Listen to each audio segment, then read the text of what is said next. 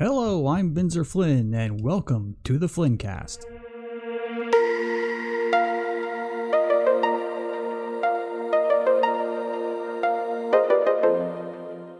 Jenny, did I tell you what I was doing with that the slide whistle? No. When Cole plays by himself in his room, he does sound effects and stuff, right? Yeah. Like he's pew pew and blaster, but he's been doing it for months now. He'll like be flying or something. He'll go, and he does it all the time. And so it was driving me nuts because I'm in the next room, and I got a slide whistle app, and I've been deploying it sparingly. And I did it at Artemis and Raptors the other night, and he doesn't know that it's me, and he's like, "There's that sound again.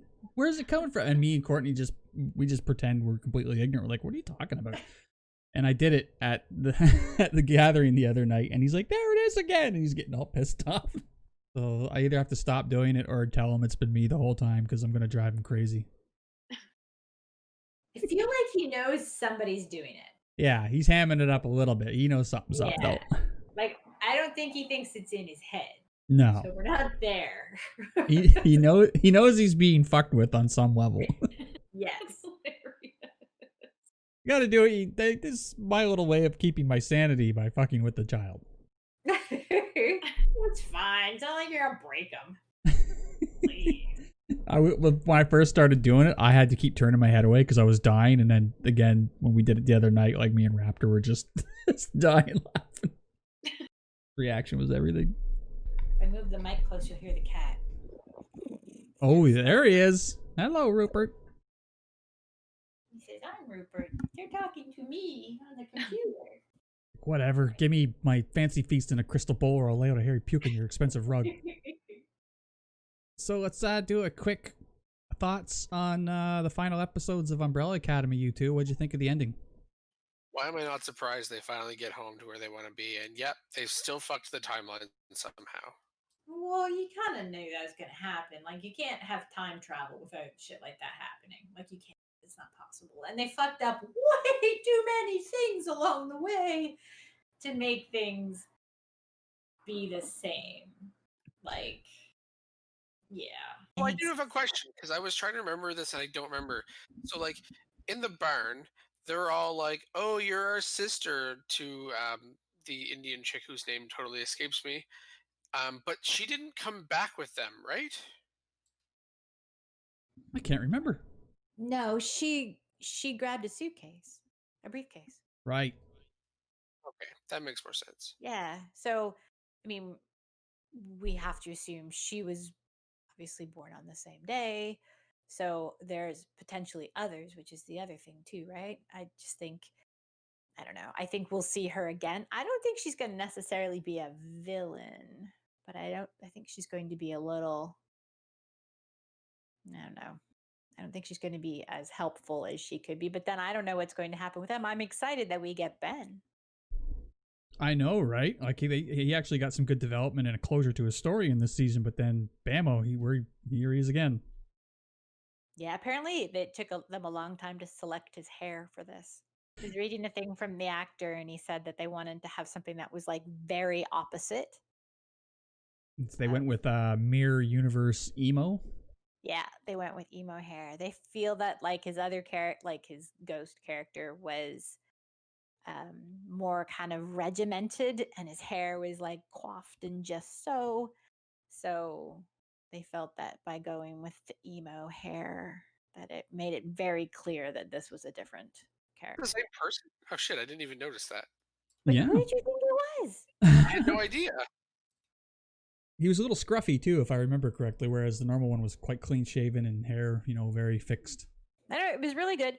I liked it. I mean, you kind of got two choices when you fuck with timelines, right?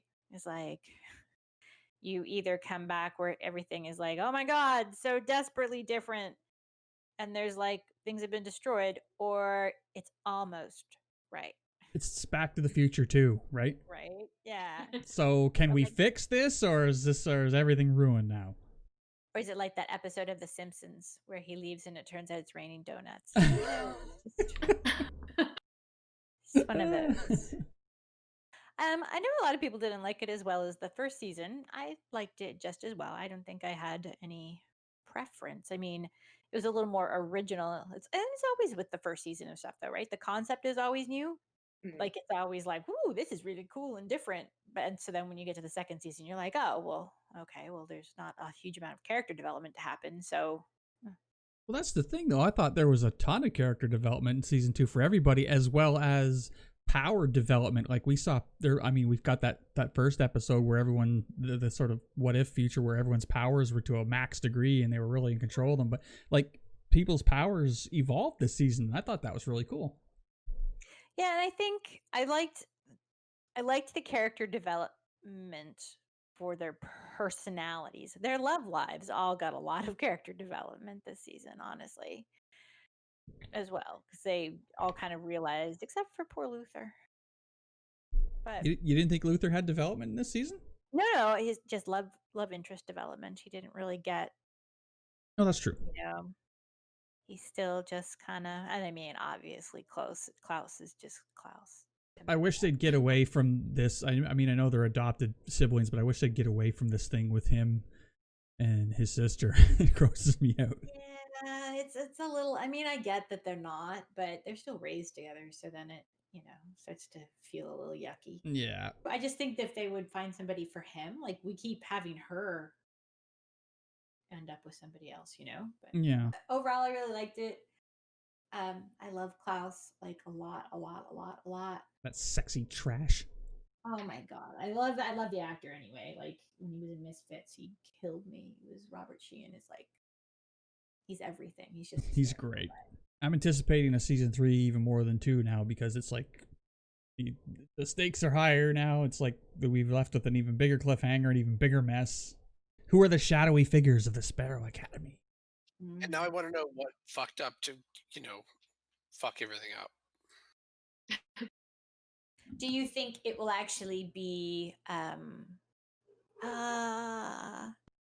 the girlfriend whose name starts with L and I'm forgetting? Lila will be one of the members of the Sparrow Academy? I don't know. I think the thing is I've been waiting for another super to show up because there's a bunch that are unaccounted for, so they're out there somewhere, and I don't think she or any of those shadowy figures are going to be dark universe versions of what we already know. I think they might be all new people, and in fact, knowing Reginald Hargreaves with knowledge of the future and whatever he learned, he might have chosen different kids or developed their powers or whatever in direct opposition to fight the Umbrella Academy. I don't know what he knows. That's true. And also, what the hell? He's an alien? That's just it. And it's easy to miss in the first season, but yeah, he's been an alien the whole time. Like that, there's a brief scene in season 1 where he's like leaving his home world, and it just goes right over my head. It went over my head at the time. Didn't register, yeah. But I mean, then he's like unzipping things, and I'm like, well, shit. That explains a lot. So anyway, really looking forward to a season 3. We didn't talk about the Supernatural trailer yet, which was cut together and felt like they were advertising a movie. Well, that's what we've got left is just one huge bestest arc. I don't know. I'm scared. Me too. Me too. Very scared. Because we can just kill people now. Oh yeah. All bets are off. I maintain my theory that Sam is going to become the new god, and I think Dean's going to become the new Reaper. I can see that. Like, I don't know though. Like Billy, I mean, I think Billy is going to sacrifice herself. Like, I think she has to. Yeah. Honestly, I just think I can't see any other. She's got so much on the line, and she's working so hard for this that I think I don't know about Sam. I feel like maybe another brother. I don't know. I feel like Sam's gonna he's gonna be the person to replace Chuck, who I fucking hate. As long as Chuck loses, I don't care what else happens. But he's like the guy. He's the guy who would be like, I can't do that. I'm not worthy of that. And they'll be like, that's why you have to do it. You have a good heart, Sam. Ooh, he's like Hurley on Lost. Yeah, that's true. I mean, I don't know. I mean, also Sam has that potential, he's had Lucifer inside his head. So, Yeah, he was Lucifer's vessel. did you see that the actor is getting the car? Yes, Jensen Ackles is going to keep the Impala when filming wraps, and that's how it should be. I'm surprised he doesn't have one of his own yet, real honestly. Well, it sounded like he's been asking for quite some time. Don't they have multiple copies of the car? It's like the old Dukes of Hazzard General Lee. Some were for driving, some were for crashing. I'm a little sad that I'm pretty sure I'm not going to get any more Crowley because it really sounds like Mark Sheppard hasn't filmed anything. I know. I know. That's devastating. Like that's actually really upsetting. Yeah, and it's like he's kind of intimated that he just wasn't asked. So Yeah. And if you sort of think about like Billy as the sort of the representative of like not heaven, yeah, that they've kind of got the bases covered in terms of like who's on the team. I guess it's just we've got to see. It seems like everybody else. I know. Apparently, we're missing him big time in Doom Patrol right now, Joni, because he's got like 5 episodes this season so far. That's how I knew he hadn't filmed anything yet because on his Instagram he was showing all of his Doom Patrol. I was just going to mention that you can definitely get some Shepherd fixes of him on Doom Patrol, and he's hilarious in it. He's great as always. I could see this whole thing ending where they win, and the show literally ends with them driving off in the Impala to find the next monsters. Well, back to work, Sammy. I don't know. That would be wonderful. The thing that has been sort of haunting me is Jensen Ackles talking about reading the last page of the last script and how it always said to be continued, but this one says the end at the end.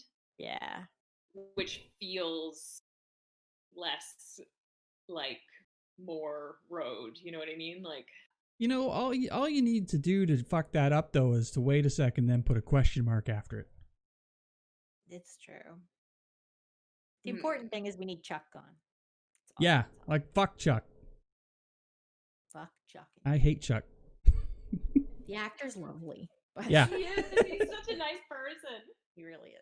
I enjoy watching his work on the show. It's just purely the character of Chuck that I hate. He's an ass. Yeah. I enjoy the fact Supernatural has honestly kind of, as a non-Christian person, Supernatural has kind of explained my feelings on a lot of the angels and demons and God. Yeah. The whole kind of a dick. Yeah, well, yeah, the idea of that kind of like omnipotent Christian overseeing, interfering. Yeah. Okay, let's. I gotta move on to my rant of the week here. Okay. Which is, fuck everyone who shared that fucking fake Mandalorian season 2 trailer. Fuck them. And I apologize for getting everybody excited on Saturday when we were at Starhaven for the birthday party, because I felt that IGN was a reliable fucking source, not a goddamn troll machine. This is exactly my point. We should trust IGN, and the dented helmet did it to me first. And the dented helmet, these guys are, they love the Mandalorian shit more than anybody, and they pulled that shit. And it's just like, okay, you got my click, you got your fucking cheap laugh, fuck you. I was a little excited. Yeah, I'd seen that one previously with the fucking Sarlacc pit. And you know what? They would never show that. Like fucking a full body shot of Fett walking across it. They would never show that in a million years. I don't understand why we don't have a trailer, because there has to be one. And people were taking that to mean, oh, something's wrong. But they did release official photos in whatever magazine it was, and the photos look so good. And we see the Mandalorian is Din is carrying around the kid in his satchel. Uh-huh. It's not a man purse, it's a satchel. Thank you. So I think Disney is just using the hype from the lack of trailer to hype up the actual trailer. Oh, for sure. You know, after weeks and weeks and weeks of getting rickrolled and fake trailers and whatever, that the second the trailer actually drops, like it'll have like a 10 million views on YouTube within like 3 hours or something stupid. I would put the Mandalorian trailer at the end of the Mulan movie. I still wouldn't have paid $30. Fuck that. Yeah, fuck that. I already pay my $90 or whatever per year for Disney Plus. I'm not paying $30 on top of that. Isn't the movie gonna be free on Disney Plus in a couple months anyway? Did I hear that? Yeah, so I'll just fucking like Yes. December or something like that. So I'll just wait until December. Like, I get that Disney spent a ton of money to make this movie, and then the universe said, "Ha ha ha, fuck you and everybody else on the planet," for a period of 12 to 18 months. But like, I'm not going to pay extra to see a movie that I was kind of meh seeing, and plus, it's not even a remake of the like classic animated movie with singing and Eddie Murphy and blah blah blah. It's like a real take on the Mulan story. This whole Mulan thing is a fucking shit show to begin with. I mean, like you say, it's a remake that has no singing. It's lost completely the essence of the original. The fucking lead is are in trouble on social media for supporting the authorities in the Hong Kong protests and shit like that. They're not getting my $30. Yeah. It's not. I mean, I'm not the target audience for it anyway. I recognize that. It's people that have been trapped home with their kids for 6 months that want something to do. And that's just it. It seems really sleazy to me. They could have said, all right, $5-7, and people wouldn't have said wouldn't have said shit. But they're like, what would it cost a person if they were going to go see this fucking thing in real life with the food and the tickets and the gas? And I'm like, yeah, about $40 we'll charge you. I'm like, what? Yeah. 40. It's probably so. I would peg for $30 Canadian. That would be the 2 tickets to go see the movie, and that's probably it. Taxes in. All right, let's spend a minute on the latest Lower Decks. I haven't seen it yet. Lovely episode. Well, actually, I think we can talk about it without really any major story spoilers. There's a few points that I have written down here, just like I think the characters are still being developed pretty good. Boymore and Mariner are obviously getting pretty close. Tendi and Rutherford are like buddies. There was, and I'm still a big fan of the animation and the visual look of it. It looks so good and so sharp. There was a couple good references in this. They did a flashback that showed old Starfleet uniforms, and they name dropped. There was a reference to Data and Lore, which I love when they do that. Yes. My favorite quote from this episode is a Kirk Sunday with Trip Tucker sprinkles. That was my favorite line out of this entire episode. That was good. And I liked the episode, but I had a hard time with it because I have a hard time with secondhand embarrassment. Yes. So I actually had to skip ahead bits of this episode because I couldn't watch Boimler do embarrassing things. What I did really like, though, however, and Vinzer just mentioned this, was that we did get to see Mariner in the First Contact / Deep Space Nine Dominion War uniform. That's deadly. In a scene that takes place on presumably Deep Space Nine, since they showed the outside of the station, and it's probably not Terok Nor. Yeah. Or sorry, it is Terok Nor. It's not the other one. Oh God, what's it called? That's gonna drive me crazy now. The uniforms look good in the animation too. I thought they really worked.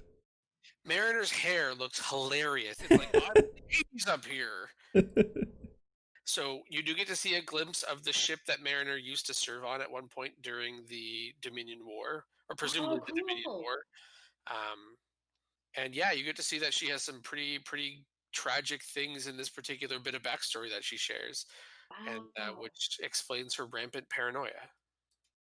I'm very excited about. I mean, not about the tragedy, but I'm just excited about all of this. Again, without giving any major story spoilers, this episode, again, like the last one, felt like it could have plunked right in, with the humor ratcheted up to 11, right in with any TNG good episode, just the stuff that was going on. It's still holding a really good TNG Star Trek-y feel. Yeah, and the references come at about a mile a minute, as they usually do. So that was See, now I'm just more amped for it. It's a good show overall. And I'm loving it more every week. I do wish we'd get some more glimpses into Mariner's backstory, as why she is the way she is. I was reading the other day that the guy who's the lead show writer, the guy who did Trek Season 8 on Twitter that we've talked about before, actually did up some episodes in which Mariner was a cadet or an ensign on the Enterprise. Oh yeah. That'd be kind of cool to get in like hard writing. No, you never know. They could go into that. I think we're gonna get more about Mariner's backstory as we go. They're gonna trickle it out, but I think we're gonna get some answers. I think, and I would not be surprised to see a little Enterprise crossover. Like the timeline matches up, right? Oh, and Jenny, I'm not gonna spoil it. Again, no spoilers, but there is a TNG reference to a show in there. When they resolve one of the overarching problems, you are going to get immediately, and you'll know what I mean when you see it. Oh, I'm very excited. Being a TNG expert as you are, you're gonna be like, oh yeah, like I got it quickly, so you will definitely. That's amazing. There was a Picard name drop in the show, but I can't remember what they were talking about. Do you guys? Made a Picard Day reference. That's what it was. I think Mariner makes a Picard Day reference at some point. Yeah, I just can't remember the line. It was something like happier than Q at Picard Day. So another thing that I liked about this episode, and I realize I've probably said that 5 times by now, when they're on the other ship, the Vancouver, which was also really cool. Oh, that's because great. there's a ton of references to Canada and stuff in that. Like all of the Vancouver shuttles are like neighborhoods in Vancouver, and Oh, that's it's a so Parliament. cool.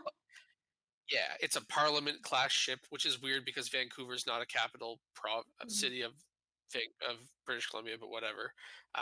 Was that the chief engineer that Tendi and Rutherford are, kind of working for with whatever, kind of really goes into why people like working on these like lower class ships.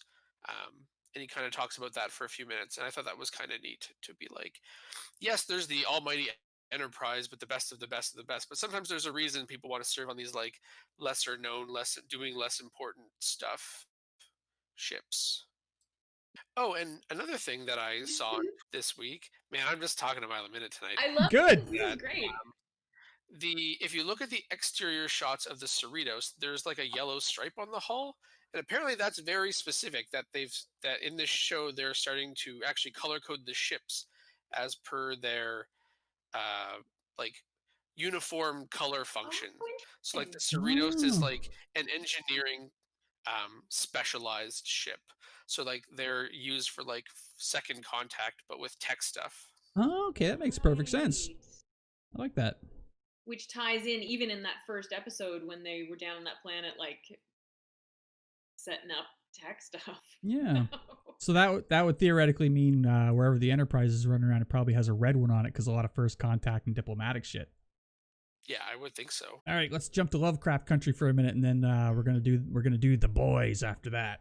Episode 4, I think, of Lovecraft Country. This one sort of had a bit of an Indiana Jones vibe. So much so. Yeah, it was the Indiana Jones episode. It was good. It was very exciting. It was very tense when they got down into the vault. That was like a very well thought out series of traps, I guess. Like it was really cool the way, because I mean, at first I was like, "Oh, we've opened that door way too easily. Why has nobody else? Why has Christina not figured out that door?"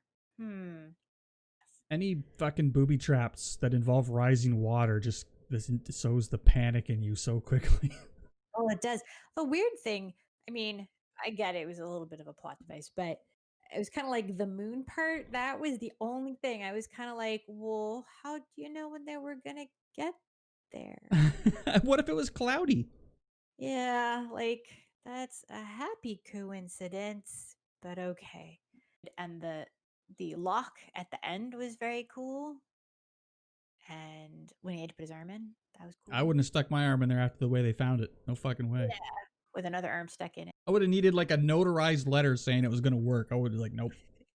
Well, I mean, he was very much going on the theory that it was his blood Yeah. because they share blood, that with Titus that it would have worked. But I mean, so is Christina. But I guess girl hands, I don't know. They're very much not girl. And then the fact that it was the whole, Adam named, Eve fucked. What was it? Adam named, Eve fucked, monsters born. There's like 5 lines, yeah. Eve punished. Like, there's one more. I forget what it was. But Yeah, they don't think real highly of the women. I knew I'd seen Christina somewhere and it was bugging me, so I finally looked her up, and she was one of the brides of Immortan Joe from Mad Max Fury Road. She was like the saucy one. Oh, cool.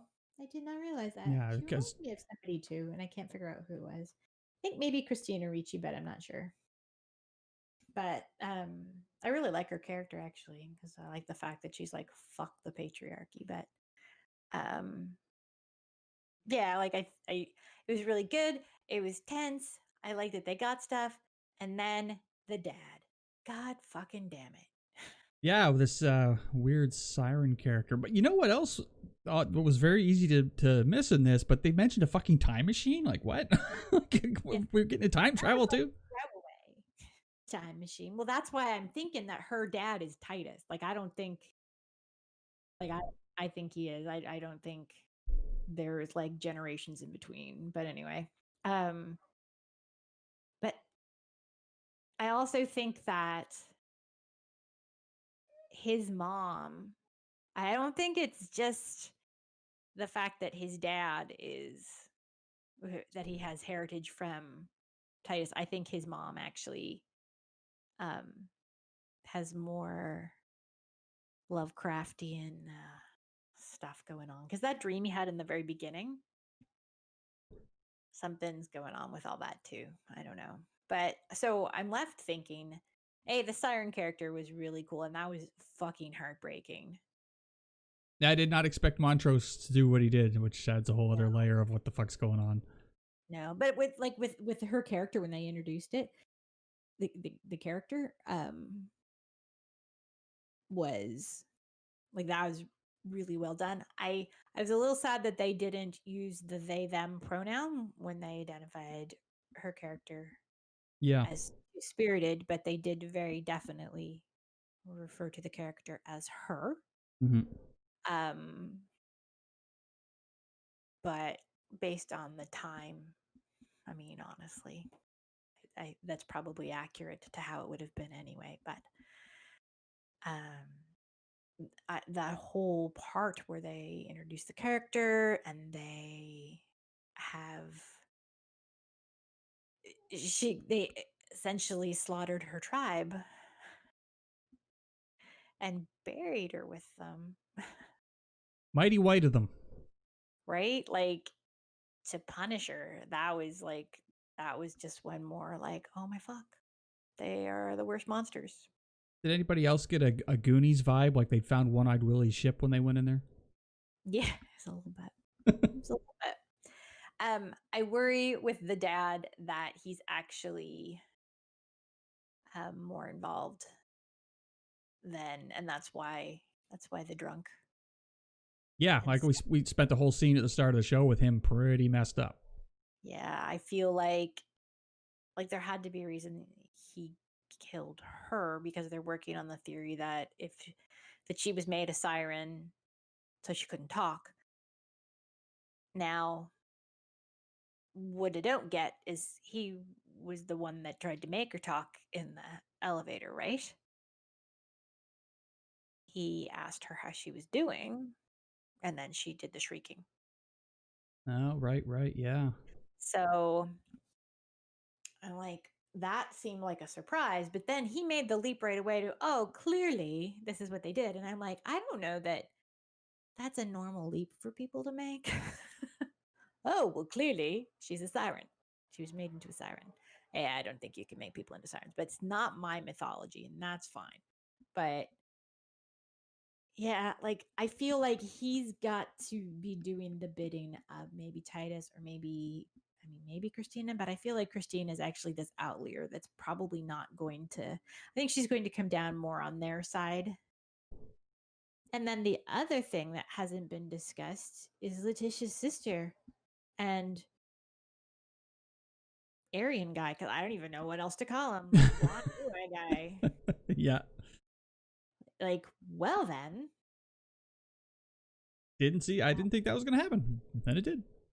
No, and I'm kind of a little sad because I don't want to see her be played, you know? Yeah.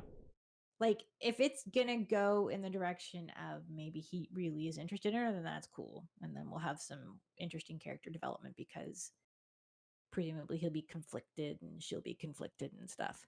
But I feel more like that was so that he could get into the house. Right. Yeah, he's I don't really have a good read on him yet. He's always comes across as a guy, like a good guy, but it's I don't know. But hell of a fighter, apparently. Yeah. So I mean, is it if you're working on the theory that Christina is kind of gray, then maybe he is too, which is cool. I'm down with that because I don't want her to be. I like her. Like I don't want that character to just be like used in order for him to get into the house, especially since it looks a lot to me like the thing they're looking for is at the library. I like the kid in the library. Shh. But like when they were looking at the planetary thing and she was talking about the fact that she can't get it to work because she can't get it to spin because she needs a key. Well, that's the thing they're looking for. Right. So it's been in plain sight in the library, I think, all this time. So, but yeah, the kid was great. They're just talking. And he's like, shh, and then he just throws his comic book down. Trying to read Superman over here. He's good. So again, in this episode, it's like there's a ton of overt racism, but there's a lot of subtle racism too, which I noticed when they entered the museum. There's a bunch of white people just standing in the fucking way, and they had to go around them. And if you keep your eye on the background, you see another black guy who's not one of the main characters. He has to go around them too, and I'm just like that was put in there obviously, like that. I think that part was put in there as a message. It's very easy to miss, but I think that's kind of the point. It's like, yeah, we're just expected to go around these white assholes, right? I think the other things that were very interesting for me, well, kind of even the difference between where they were in the first episode when they had to go to Artem, and the difference when they're like at the museum in Boston. So while there was definitely racism, it wasn't the overt racism, like you said, that we saw, where they were instantly threatening to lynch them. Like there were black families in the museum. There were, things like that. So it was just interesting to see the different places in that time, what it was like, knowing that it's still racist. Like it's just, Yeah, how emboldened do they feel? yeah. Another interesting part I enjoyed was the planetarium scene where she explained to her daughter that a Swedish white girl was chosen to be the face of a contest that she won instead of the black girl who actually deserved it. And he says, "Oh, you should have fought that, Mama." And she says, "Well, we know the truth, and that's all that matters." And then the girl goes, "Hey, that's like my mom named that comet." And she's like, "Now everyone here knows." Harris Chariot. Harris Chariot. She's like, "Now they all know." I like that. It was good. And it was good. I like the whole the sense of community actually is the thing that I think find the most I don't want to say interesting because that's almost sounds condescending, not really, but like I guess I just didn't think of the fact because segregation was very much a thing. And I guess I just didn't think about the fact that there were, libraries that only blacks could go to or only whites could go to, or that there were, everybody knows about schools because obviously, but I guess it was just the whole sense of that there's like an entire just community of everything, like all of the things that somebody would need so that they didn't have to leave their community, I guess is what I'm saying. It's eye opening because as white people we didn't have to think about that shit, Yeah. and that's white privilege and entitlement right there in a nutshell. Is like it wasn't a problem. We didn't have to think about it, and it was we didn't have to leave the house and worry about things. And it's educating us. No, and I think that they're doing a very good job of that. I'm looking forward to reading the book after this to kind of see Oh yeah. My thoughts on it. It's supposed to be quite good. So, but I just didn't want to read it now because I don't want to spoil. Yeah. Because I'm loving the TV show so much. It's so good. I love it. It just really is, like it's not very often that there can be something that you end up with like good scary, because there's some shit that's been fucking scary. Ask Cryos. I was talking to the TV yesterday. Seriously, shouting at the TV from the next room. I was take the ring. What are you doing? Take the ring off the arm and stuff like that. Because I was worried that he wasn't listening. Tick wasn't listening to me. I was like, no, no, no. But they did, so it was good. Clearly, he heard me. But yeah, I said to Cryos after, I'm like, yeah, that's how you know that I'm into a TV show, when I start yelling helpful suggestions to the characters on the screen. Well, that's the sign of a good scary or dramatic show, is when you're yelling at the screen. Yep, and I've got like the pillow up almost over my eyes. 'Cause I'm like, worried they're gonna do something stupid and somebody's gonna die. And yeah, so like it's good that way, and then it's scary, but it's also just like it's really eye opening for me that there's a lot of stuff that I didn't know and don't know and should know. Yeah, So, the show is multifaceted, and like you say, it's very eye opening. yeah, definitely. So did you guys get to watch all 3 of the first Boys episodes? Yes, I Sure did. I finished the 3rd one today, and oh my goodness, diabolical. Jenny, have you been watching this? I have, yes. Oh, yes. fuck. This I am finally caught up on, yes. Well, we kind of got all 3 episodes in sort of a very short window. Yeah, Brian and I watched them all in one go. Yeah, so did we last night. Yeah. All right, well, let's start my list here. The first point I have here is I will watch Giancarlo Esposito and Jim Beaver in fucking anything. Apparently his character is named Robert Singer. Are you serious? Oh my It's God. it's another Kripke show, right? Yeah. Yeah, I love it. That's funny. And one of the first things we see in this season is Black Noir, who I maintain still has the stupidest fucking name ever. Oh, yeah. He goes on a mission, and I love the Snake Eyes type characters, but this guy, he's something weird and psychotic about him. But we get to see sort of his powers in action. He's obviously nigh unkillable with super strength and God knows what else. And everyone else creeped out. He's like with the kid with the bunny. He's like, hey, it's With okay. the bunny. I'm like, Yeah. what is happening? I'm actually also really surprised how common super strength is as a power. Yeah. Yes.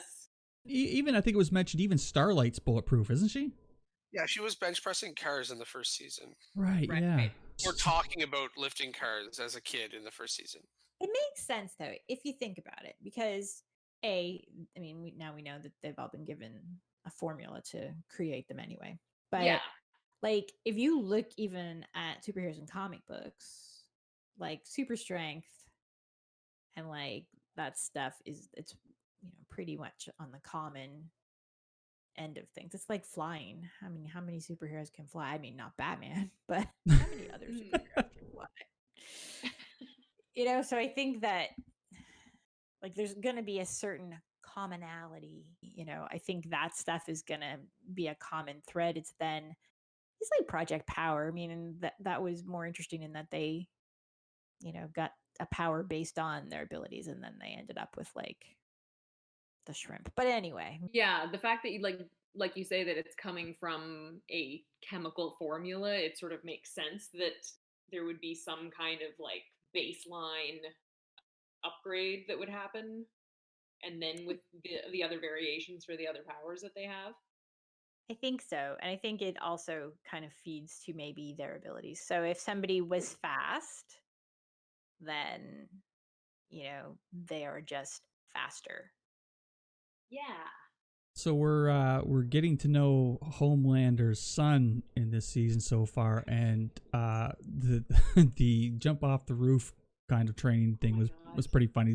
Homelander is such a motherfucker, man. He's so fucking dead inside. But the thing is, like, I did not expect the kid to have powers at all, and he clearly does, which means this. I mean, unless they gave him the formula too, this kid was born naturally. And he's like a natural. He's like a mutant. He's got powers. From his father, right? So that's a whole new ball game right there.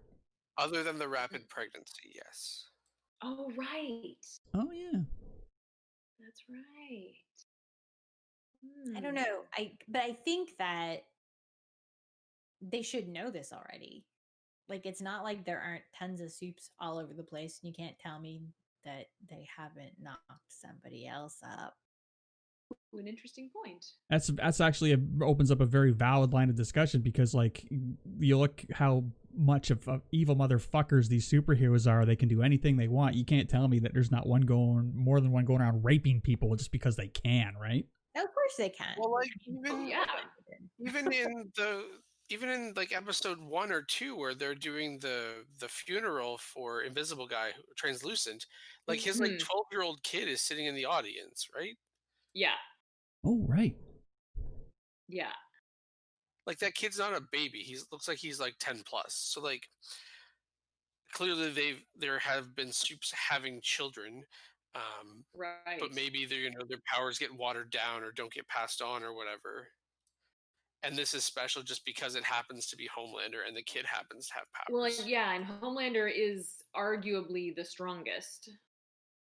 And he's also the one that was like raised in the lab, like, which may have other things about it that we don't know yet, possibly. Like, yeah, I mean, they could have even given him different dosages and stuff too. So yeah, we don't know for sure. The thing that I love about Homelander, which is sort of an odd thing to say, but is that actor is incredible, because he can go from absolute vicious evil to looking like he's 5 years old in the blink of an eye. Like, it's just the different shades of that character.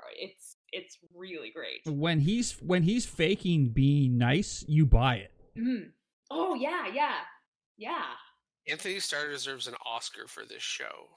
Like, that's the actor who plays Homelander. But like, he deserves accolades in acting. Yeah, his performance is incredible. He's genuinely scary too. Like when we finally see that these guys aren't good people, and he's smiling and he's like, here's how it's gonna be. You're like, you're fucking terrified that he's just gonna fucking burn your face off or something. Literally burn your face off. But that milk scene was creepy. Right? Oh. Right? So gross and so weird. So grossed out with the milk. He's like, la, la, la, la. Yeah. I liked the Kamiko's brother with his telekinetic abilities. I thought the way they portrayed his abilities, I really bought it. They seemed like a really good, realistic version of how having tech powers would look, the way he picks things up and stuff. Like when he picked that boat up, it was really cool. Yeah, and I'm wondering too, because he talks about the fact that they had one more dose when she left, when she got away, or they took her or whatever. So Rupert's snoring here, if you can hear him. They said they had one more dose that they knew worked on her, so they decided to give it to him at one point. If you were, yep, they did. Yeah, so that's interesting to me. He was pretty strong. So if that happens in one dose, then when they give multiple doses, does that make them even stronger? Because I mean, he was pretty powerful. Like, he was very good at the jumping and the running and stuff. But in the end, I mean, obviously he had one huge flaw with his telekinetic power. And you know what? This has bothered me since the early days, and I got into X-Men, is that people with telekinetic abilities, and same with Magneto, I know moving things with their hands is probably just a way to focus their power. And they could probably, if they had their hands at their sides, if they concentrate, they should be able to do the exact same thing. And then, they duct tape this guy's hands up. And I'm just like, you don't need to use your hands. Come on. It's stupid. I have internalized this as the difference between getting dosed with Compound V from childhood/birth to getting injected with it as a teenager/young adult, right? So I think that maybe and I don't remember his name because I don't think it's ever actually said. The brother? Yeah. It's Kenji, but I only picked that up because of subtitles, okay. Yes. So I think if Kenji had been injected with Compound V from childhood, that he probably wouldn't need to use his hands as a medium, as he does because he got injected with it when he was a lot older. That's a great point. I like that. Yeah. I don't know. I'm just curious as to. I mean, he seemed pretty strong with just one dose. I And just wish he lasted longer. Which brings me to another point on my list. Stormfront is fucking as evil as Homelander and racist too. Yeah. she's like going to be the perfect marketing machine. She gets social media. She gets all of that stuff. She is the alt-right. And you know what? When I first introduced her, when they first introduced her character, it's like, oh, she's sassy and a smartass, and she's anti-establishment, whatever. I was like, I might like this character. Then we get to know who she is, and I'm like, you racist bitch, I hate you. Stormfront is a very clever ploy on her powers of electricity and stuff, but like it's that's a racist Nazi dog whistle thing. It's Totally, like yeah. Her name is Stormfront. Stormfront, yeah, exactly. And I actually read the comics, and she fell out of my head for some reason, and then it was like as soon as she sort of turned in that episode, I was like, oh. Well, no, because it became very apparent that first I thought it was like, okay, maybe she just really likes the fighting part, because she kind of alluded to that too. Let's get back to the important part, the stopping the bad guys kind of thing. So maybe she's just really in it for the violence. And then she uses torches that African American apartment building, and then Oh, right. Well, but even not at that point, I was just like, they do talk about losses, that's a thing. So I didn't even really kind of tweak there until she actually uses the slur against him, and then I'm like, oh yeah, Stormfront, yeah, should have saw that coming. Yeah, all the people she came across, like, she didn't have to kill them, she just did it. Yeah. Well, that's why I thought maybe she just liked the violence. Like maybe she was just in it for straight up just violence. But nope.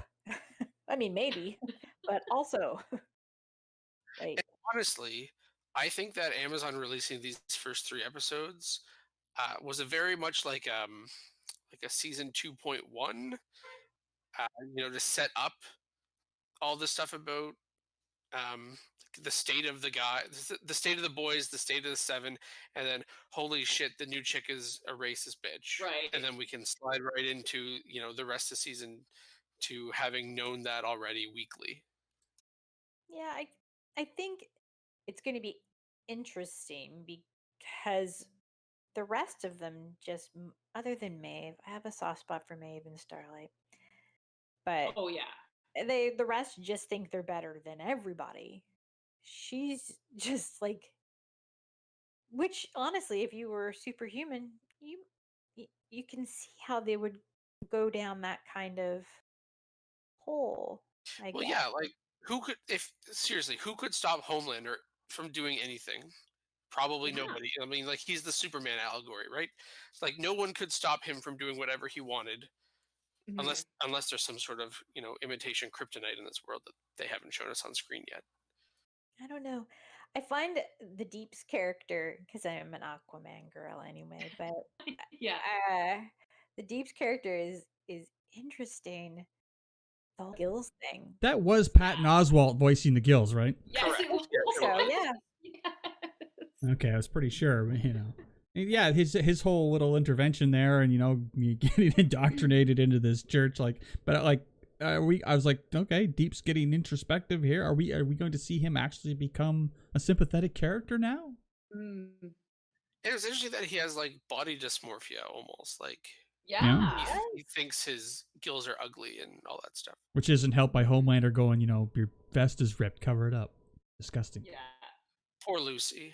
R.I.P. Lucy. You know what? This show fucking loves its surprise, gross out kills, and fucking boat through the whale. I was like, what? Okay. Yeah, but I really hate it when they do it to animals. So like, this was kind of icky to me. There's an episode of Family Guy where Peter Griffin learns how to drive a forklift and tries to save a beached whale by using the forklift to try to pick it up, but he just stabs the whale a bunch of times instead until the whale dies. And I just kind of hate using animals for cheap shit like that. It kind of bugs me. It was fucking full on, no question. They killed an entire apartment building full of people. Yeah, but for some reason it always seems worse when it's an animal. I mean, it was Yeah, bad. like John Don't Wick, get me don't wrong, hurt the dog. Yes, exactly. but there was only one way that was going to go with that Oh whale. yeah. Oh, of Like, course. I was glad having seen that scene in the promo that came out prior to the episode. So I was actually able, because I knew it was going to happen and I knew exactly what was going to happen. So I was able to just sort of like be out of it for a second while it was happening. But the thing that I did actually like about it once the horror was over was the bit with Huey inside it. Like that little set piece was, especially with the heart like beating but slowing down. Yeah, like so on the one hand I was like, oh no, but on the other it was cool. One thing I particularly enjoyed before the death of Lucy was when they were trying to make it to shore, and it was apparent that the deep was after them. I was actually, it's like Aquaman. Everyone makes fun of him, but if you're on his turf, man, Right. like I was like, okay, this. Fuck. I was like, okay, this is kind of fucking scary now because look at how fast these sharks are coming. Like, if he catches us out here, we're fucking done. and I find his character interesting because I like the fact that they had him do the little introspective to have him realize that this is why he's been so awful to women because of how he felt about Mhm. himself. And I thought that was actually really well done. I mean, now we're going to have him in a cult, which I'm assuming is going to play also into the storyline somehow because Mhm. there's no reason to introduce it unless what was with all the fresca. Yes, yeah, It's exactly. the Kool-Aid, man. Mhm. No, Oh, but like it's awesome, actually. branded. Like, Yeah. The first time it appeared on screen, I was like, "Is Coke like sponsoring this or what?" Because I think they Right. make Fresca. I'm pretty sure. but it's weird because it's like usually companies don't want their brand to be shown for something that's questionable. Yeah. Can you imagine being in that meeting? Like, all right, Fresca executives, we were going to put you in a big placement in the show, but you're going to be the chosen drink of a fucking cult. Yeah. And they're like, sold. I do like that we got our Green Arrow allegory. That was cool. And then he's like, and then I realized that bow and arrows. How do I beat Tech Nines with bow and arrows? Mhm. Because archery is timeless. It's a timeless art. I like that they raised that there's only so many arrows a quiver can hold. Yes. I mean, Yes. I'm only unless you got Jenny's D&D's character's magic quiver, and then it's a different story. What? Yeah. So two other interesting points in this episode. One was the Gecko character, Starlight's friend, selling his powers, basically prostituting, letting people chop him Yes. up. And if people had that kind of power, that is exactly what they'd be doing in real life to make actual money. I really liked him. He was so utterly sedate, not a flinch or a reaction while this guy's chopping his arm Yeah. off. Can I keep it? Yeah, just keep it refrigerated. Yeah. I'll let you And- chop my dick off for $1,000. Yeah. And he's like, "Where's the ATM?" The upsell. So my thing with Gecko is like I wouldn't be like a black market S&M guy. I would just sell body parts to hospitals. You could probably get into a pretty lucrative deal where you go in and get your organs harvested out every week or two. So like you see that they took his eye out for an experiment, right? So like he could be selling like skin for skin grafts or bones to replace bones for people or, anything that he doesn't need to be left alive if it just regrows. Yeah, but they didn't take his eye, I don't think. I think because they said they were testing a new mascara or something Oh, right. on it. But it's interesting though that if he heals that fast, why was it still patched? That was my question. Yeah. Like he grew the arm back like instantly, and he looked really unwell. Even though I mean, I'm sure part of it was the stress of having to take the compound V. Mhm. Like The other point I noticed that was very interesting to me, very quick, was when the Compound V went public and news is everywhere.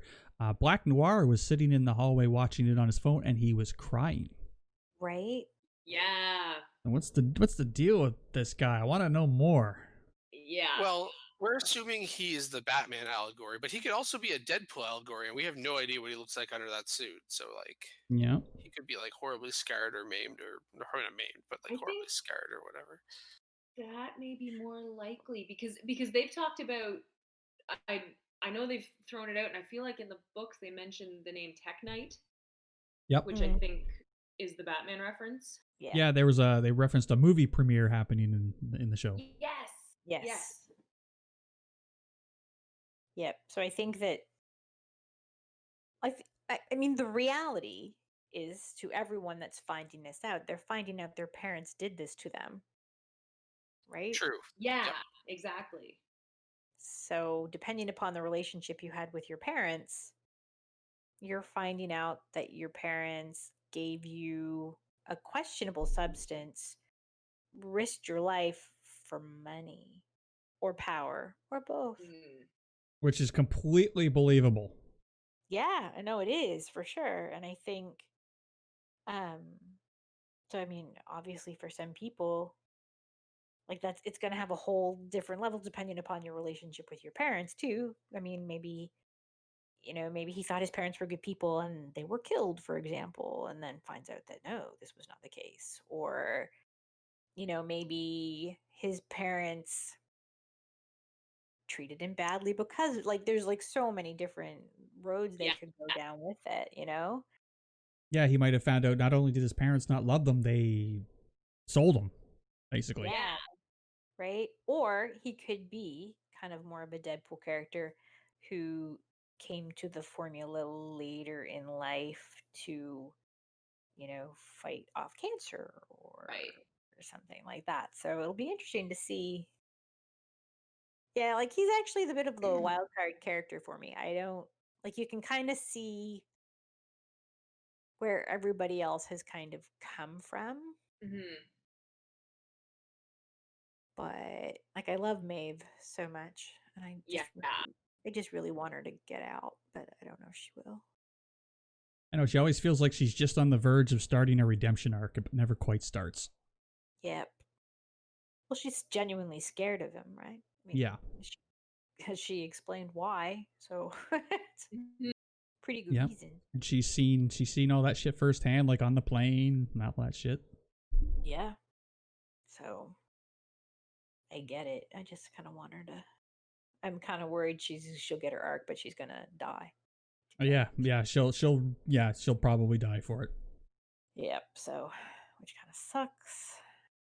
But yeah, I'm excited and interested to see where they're going. I'm very glad that Billy's back because I was missing him in the beginning a little bit. Again, I rave about Giancarlo Esposito, like from The Mandalorian, and before that, Breaking Bad. Like I'm liking that we're seeing more of him in this season, and that just he is so fucking intimidating. Like he's just so stone faced, and you don't like what he says. You do not want to fucking argue with him. He's like, he'll find out about this when I want him to. It's just like, okay, Mr. Esposito. Well, I mean, also the fact that like when this breaks in the media and everybody else is like freaking out all around him, he's just like, yeah, stone cold calm. Yep. Yeah. It's like we're just seeing various iterations of the Gus Fring character in different universes, and I like that. I will say one thing for this episode, for episode 3. I usually don't root for Homelander, but man, did I want him to laser Stormfront in the face at the end of the third episode. I was like, just do it. Just, but they didn't. She calls him Gramps. Those two are going to come into more conflict as the season goes on, I think, and I think that's going to be great because whoever wins, we win. It's true. According to the boys wiki that I'm looking at right now, they deliberately gender swapped Stormfront to be a woman so that she would anger Homelander more. That's why I drew a blank on her. Okay. For a second, Christ, I thought you were going to say to anger the netbeards and racists of the internet more, and I'm like, I'm good with that too.